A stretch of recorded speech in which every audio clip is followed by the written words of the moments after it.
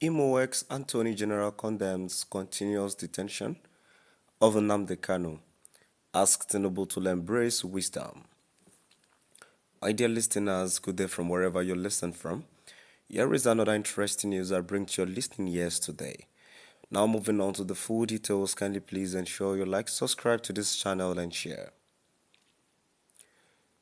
Former Attorney General and Commissioner of Justice of Imo State, Chukwuma Machukul Ume, has appealed to President Bola Ahmed Tinubu to facilitate the release of the detained leader of the Indigenous People of Biafra, IPOB, Nnamdi Kanu. He sent his letter through the Attorney General of the Federation, Lateef Fagbemi. In the letter, Chukwuma Ume lamented the 7-year ordeal faced by Kanu and urged the Nigerian government to reassess its approach to the issue.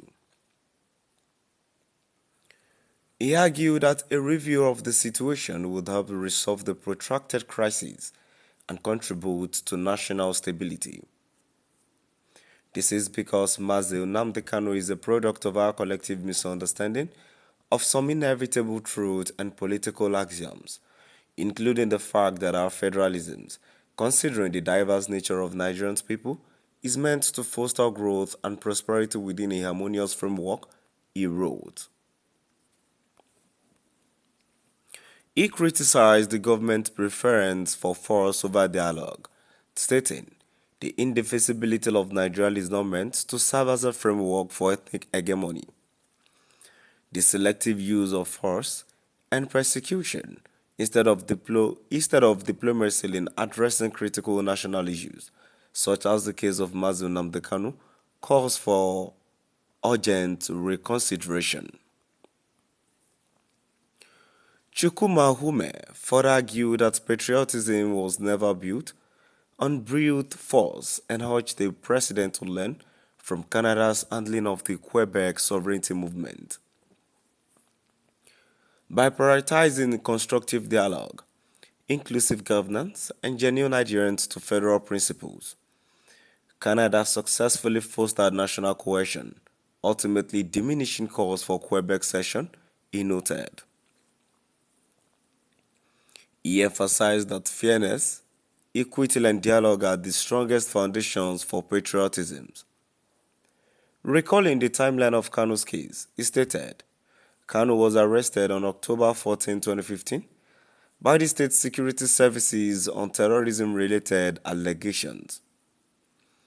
He was arraigned on November 23, 2015, before the Federal High Court in charge number FHC ABJ-CR 383-2015. He was granted bail on April 25, 2017. The former Attorney General accused the Nigerian Army of forcing Kanu to flee for his safety.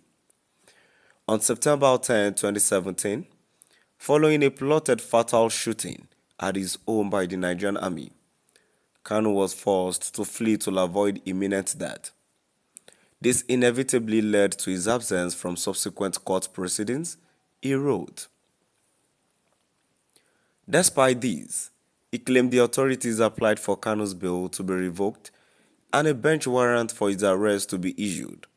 On March 28, 2018, the court granted this request.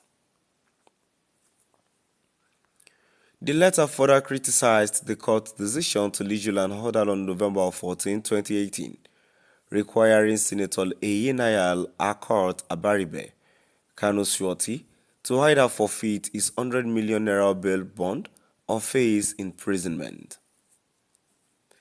Chukwuma Ume urged President Tinubu to embrace political wisdom and statesmanship by releasing Kanu.